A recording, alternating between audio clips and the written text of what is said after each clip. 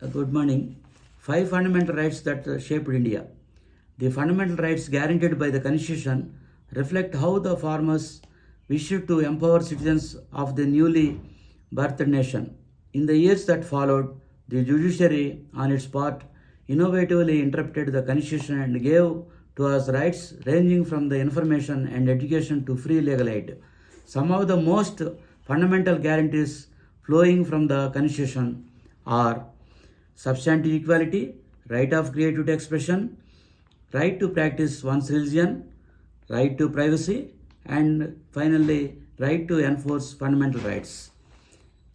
First, substantive equality. India is no stronger to discrimination between the sexes based on the stereotypical conception of their respective roles. At one point, Air India's service regulations required female flight attendants to retire at the age of 35 or upon getting married or pregnant, which is why the 2020 Supreme Court decision making women short service commission officers eligible for appointment in permanent commission in the armed forces was celebrated. Further, the court held the criteria for promotion of women officers where they were benchmarked with men as indirectly discriminatory and against substantial equality between the sexes. This was a much needed nuanced understanding of guarantee of equality under Article 14. 2. Right of creative expression. In 1994, the movie Bandit Queen, based on the life of Polan Devi, encountered trouble for containing visuals of sexual assault and nudity. This was challenged as absence, while its makers asserted their right to expression under Article 19(1)(a). The Supreme Court acknowledged the Pandit Queen was narrating a powerful human story and the mere depiction of nudity could not deprive the makers of their right to creativity express. In observing that the movie did not glorify sexual assault, the court pushed the boundaries on free expression. Third, right to practice one's religion.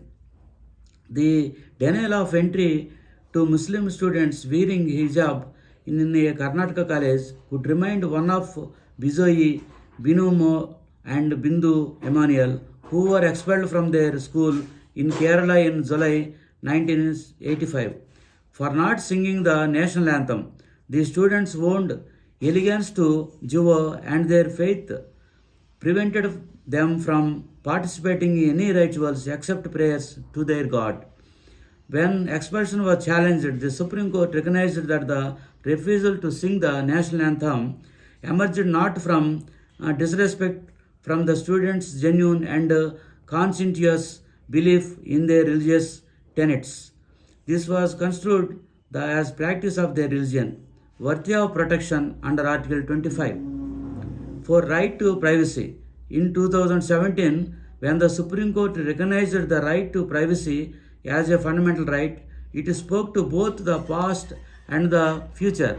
9 judges of the court recognized privacy as an instinct part of the right to life under Article 21.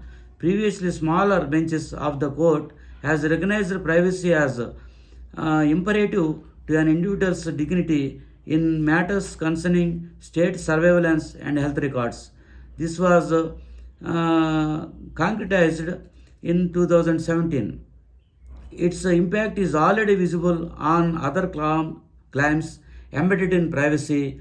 In 2018, sexual integrity was recognized as an aspect of privacy and consensual intercourse between same-sex individuals was discriminated. Needless to say, as a fundamental right, privacy evokes immense hope. Fifth, right to enforce fundamental rights.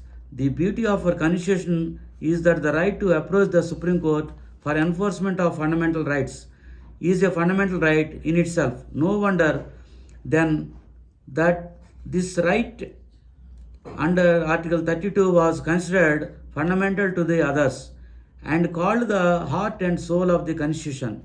By Dr. B.R. Ambedkar, the Supreme Court can issue directions, orders, or writs specifically directed to authorities to seek redress.